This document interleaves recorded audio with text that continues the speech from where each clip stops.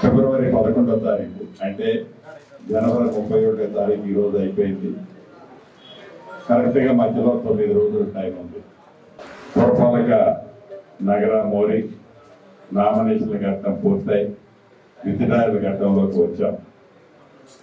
ఈ వర్ధనపేట మున్సిపాలిటీలో 12 డివిజన్లు ఉన్నాయి. అనుభవజ్ఞులు, అపారమైన శక్తి కలిగిన నాయకులు ఈ వర్ధనపేట మున్సిపాలిటీలో ఉన్నారు.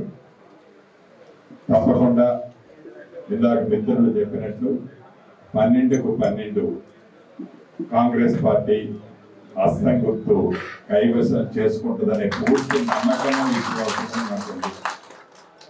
దీనికి కారణం ఒకటే, నాయకత్వం బలంగా ఉంది. రెండవది, మీ దీవెనలతో వచ్చిన ఈ ప్రజా ప్రభుత్వం గడిచిన 2 సంవత్సరాల నుంచి రేవంత్ రెడ్డి గారి నాయకత్వంలో పేదలకు సంక్షేమ కార్యక్రమాలు చేసే దాంట్లో ఎక్కడా కూడా ఒక్క అడుగు వెనక్కి వేయలేదు. అది పేదవాడి ఇంటికి ఉచిత విద్యుత్ 200 యూనిట్లు కానీ, పెద్దవాళ్ళు తినే సన్న బియ్యం పేదవాళ్ళ సన్న బియ్యం ఇచ్చే కార్యక్రమం కానీ, ఆనాటి ప్రభుత్వం రేషన్ కార్డులు ఇవ్వకపోతే అర్హులైన ప్రతి ఒక్కళ్ళకి రేషన్ కార్డులు ఇచ్చిన కార్యక్రమం కానీ, పాత రేషన్ కార్డులో కొత్త పేరు చేర్చిన కార్యక్రమం కానీ, పేదోళ్ళు పిల్లలు సరిగ్గా బువ్వ ఆనాటి ప్రభుత్వం పెట్టకపోతే డైట్ ఛార్జీలు 40% పెంచిన కార్యక్రమం కానీ, 200% ఆడపిల్లలకి కాస్మెటిక్ ఛార్జీలు పెంచిన కార్యక్రమం కానీ, 2 లక్షల రూపాయలు రైతన్నకి రుణమాఫీ చేసే కార్యక్రమంలో 21,000 కోట్ల రూపాయలు 26 లక్షల మంది రైతన్నులకి రుణమాఫీ చేసిన కార్యక్రమం కానీ, ఒరేస్తే ఉరి అని ఆనాటి పెద్దలు చెప్తే ఒరేసిన రైతుకి పూర్తి భద్రత భరోసా కల్పిస్తూ మద్దతు ధరతో పాటు క్వింటాలకి 500 రూపాయలు బోనస్ ఇచ్చిన కార్యక్రమం కానీ, 10,000 రూపాయలు రైతు బంధు ఆనాటి ప్రభుత్వం ఇస్తే రైతు భరోసా కార్యక్రమం ద్వారా 12,000 రూపాయలు ఇచ్చిన కార్యక్రమం కానీ, పేదవాడి ఆత్మ గౌరవానికి చిహ్నంగా ఇల్లు ఎప్పుడైతే ఎన్నికలు వస్తాయో ఆ ఎన్నికల టైంలోనే పేపర్లలో టీవీలలో నీ అల్లుడు వస్తే ఈ గదిలో పడుకుంటాడు, నీ కోడలు వస్తే ఈ గదిలో పడుకుంటది, నీ కోల్డ్ ఎడగప్పెడతామని బొమ్మలు చూపించాడే తప్ప ఎక్కడా ఇల్లిచ్చిన పాపాన పోలేదు. మీ దీవెనలతో వచ్చిన మన ప్రభుత్వం వచ్చిన తర్వాత మొదటి సంవత్సరమే 4.5 లక్షల ఇళ్లు 22,500 కోట్ల ఖర్చుతో ప్రతి నియోజకవర్గానికి ఇచ్చుకున్న కార్యక్రమం కానీ, ఒకసారి ఇచ్చి అయిపోయింది అని చేతులు దులుపుకోకుండా 2వ విడత రేపు ఏప్రిల్లో ఇస్తాం. మళ్ళీ ప్రతి సంవత్సరం ఏప్రిల్లో ఇంకా 3 సార్లు అర్హులైన పేదవాళ్ళందరికీ ఇల్లు ఇచ్చే మంచిగా నేనే చెప్తున్నా. ఇందాక రవీంద్రనాథ్ అడిగినట్లు 500 కాదన్నా, అర్హులైన ప్రతి పేదవాళ్ళకి పక్కాగా ఇచ్చే బాధ్యత నాదే. ఇది మాత్రం చెప్పే ప్రభుత్వం కాదు.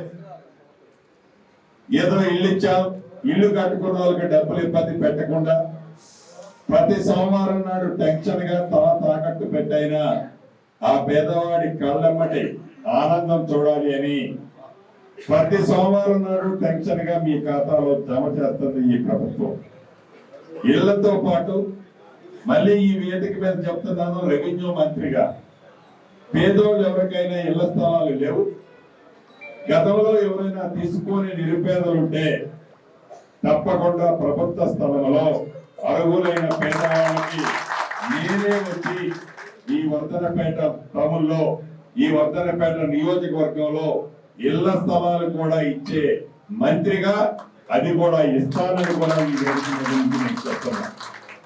ఈ జిల్లా ఇన్ఛార్జి మంత్రితో పాటు కూతంత దూరంలోనే నా నియోజకవర్గం కూడా ఉంటది. కరెక్ట్ గా పాలేరు నుంచి నాకు ఇక్కడికి రావాలంటే 50 నుంచి 55 నిమిషాలు టైం. ఈ జిల్లా ఇన్ఛార్జితో పాటు నేనేందో మీకు బాగా తెలుసు, రాజకీయం ఎట్లా చేయాలో తెలిసినోడిని. తక్కువ టమారాలు ఎవడైనా చేయాలని ప్రతిపక్షాలు ఇంకా కలల కంటే అది ఇక్కడ ఉడకదని కూడా చెప్తున్నాను. ఆ పప్పు 100కి 100% ఈ వేదిక మీద ఉన్న పెద్దలందరూ సహకారంతో వర్ధన్నపేటలో 3 రంగుల జెండాని రెపరెపలాడించే కార్యక్రమాన్ని మీ అందరి సహకారంతో ఈ పెద్దవాళ్ళ సహకారాలతో రెపరెపలాడిస్తామని కూడా ఈ వేదిక మీద నుంచి పగటి కవలకు అంటున్న ఆ మాజీలకు చెప్తున్నాను. చివరిగా మీకు చెప్పదలుచుకున్నది ఒకటే, అబద్ధాలను నిజంగా చిత్రీకరించడంలో వారు సిద్ధాస్తులు. ఇందాక రవీంద్ర అన్న చెప్పినట్లు హాస్పిటల్ పోయింది, రెసిడెన్షియల్ స్కూల్ పోయింది, ఈ రోడ్డు పోయింది, ఆ ఇల్లు పోయింది అని పొంకనాలు పొంకటంలో ప్రబుద్ధులు. ఈ పొంకనాలు ఎవరు నమ్మద్దు. హాస్పిటల్ ఎక్కడికి పోదు, 100 పడకల హాస్పిటల్ కట్టించే బాధ్యత నాదే. అంతేకాదు 200 కోట్ల రూపాయలతో ఇంటిగ్రేటెడ్ స్కూల్ ఏదైతే శాంక్షన్ అయి ఫౌండేషన్ వేసామో అది కూడా టెండర్ అయింది. పనులు అతి కొద్ది రోజుల్లోనే మొదలవుతాయి. ఇంకా మౌలిక వసతులకు సంబంధించిన దాంట్లో కొన్ని చోట్ల ఎలక్ట్రికల్ కి సంబంధించిన సమస్యలు ఎమ్మెల్యే గారు చెప్పారు. లైన్లకు సంబంధించింది కొన్ని డ్రైన్లు చాలా వరకు సిమెంట్ రోడ్ వేశారు, కానీ ఇంకా కొద్దిగా మిగిలిన్నాయి. వాటన్నిటినీ పూర్తి చేసే బాధ్యత ఈ జిల్లా ఇన్ఛార్జి మంత్రిగా నాదే. ఇక నా ఆడబిడ్డ మొన్న వచ్చినప్పుడు చెప్పింది, కొన్ని తండాలని మున్సిపాలిటీ నుంచి బైఫర్కేషన్ చేసి గ్రామ పంచాయతీలు చేయాలని నా ఆడబిడ్డ అడిగింది. తప్పకుండా కేబినెట్ లో దాన్ని ఆమోదింపజేసి శాసనసభలో ప్రవేశపెట్టి ఏదైతే ఈ 9, 11 తండాలు ఉన్నాయో వాటన్నిటినీ తిరిగి పాత గ్రామ పంచాయతీలుగా చేసే బాధ్యత కూడా నాదే. చివరిగా మీకు ఒకటే చెప్తున్నా, ఇది ప్రజా ప్రభుత్వం, పేదోడి ప్రభుత్వం, పేదోడి కష్టం తెలిసిన ప్రభుత్వం, ప్రతి వాడికి యాక్సెస్ ఉండే ప్రభుత్వం, ప్రతి వాళ్ళకి నిరంతరము మీ కష్టాల్లో పాలు పంచుకునే ప్రభుత్వం. దయచేసి ఈ ప్రభుత్వాన్ని గతంలో ఎలా అయితే పూర్తి మద్దతు తెలిపి ఇందిరమ్మ రాజ్యం తెచ్చే దాంట్లో వరంగల్, ఖమ్మము, నల్గొండ, మహబూబ్ నగర్ ఈ 4 జిల్లాలు పూర్తిగా స్వీప్ చేసి ఆనాడు ఇందిరమ్మ ప్రభుత్వం తెచ్చే దాంట్లో మనందరం ప్రథమ పాత్ర వహించాం. ఈ ఎన్నికల్లో కూడా ఏ సమస్య అయినా కూడా నాకు అనుమానం లేదు, 100కి 100% ఈ 4 జిల్లాల్లోని మున్సిపల్ కార్పొరేషన్ అన్నిటినీ కాంగ్రెస్ పార్టీ 3 రంగుల జెండా రెపరెపలాడబోతుంది. కాబట్టి ఏదైతే ఆ మాజీ మంత్రి గారు ఉన్నాడో ఇది మా రెఫరెండం అని కాసేపు, ఇది మాకు సెమీఫైనల్స్ అని కాసేపు, ఇది మాకు చివరి ఆయుధం అని కాసేపు అంటూ మభ్యపడుతూ పగటకళ్ళ కంటూ మళ్ళీ అధికారం వస్తుందని ప్రజలని మభ్యపెట్టే కార్యక్రమం ఏదైతే చేస్తున్నారో దానిని పూర్తిగా వ్యక్తిగతంగా నేను సేకరిస్తున్నాను.